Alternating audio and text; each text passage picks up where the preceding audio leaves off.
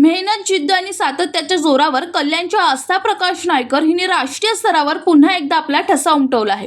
झारखंड येथे पार पडलेल्या 12व्या खुला राष्ट्रीय स्केटिंग स्पर्धेत आस्थाने इनलाईन प्रकारातील 5000 मीटर आणि 1000 मीटर ट्रॅक स्पर्धेमध्ये उत्कृष्ट कामगिरी करत 2 कांस्य पदके पटकावली. या राष्ट्रीय स्पर्धेत देशातील 22 राज्यातील तब्बल 1000 स्पर्धकांनी सहभाग घेतला होता.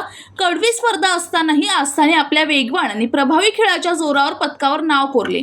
आस्था सध्या डोंबिवलीतील रॉयल कॉलेजमध्ये इयत्ता 11वी विज्ञान शाखेत शिक्षण घेत आहे. विशेष म्हणजे तिने आतापर्यंत 1 आंतरराष्ट्रीय आणि 8 राष्ट्रीय स्पर्धांमध्ये महाराष्ट्राचे प्रतिनिधित्व केले असून सातत्याने उल्लेखनीय कामगिरी केली आहे.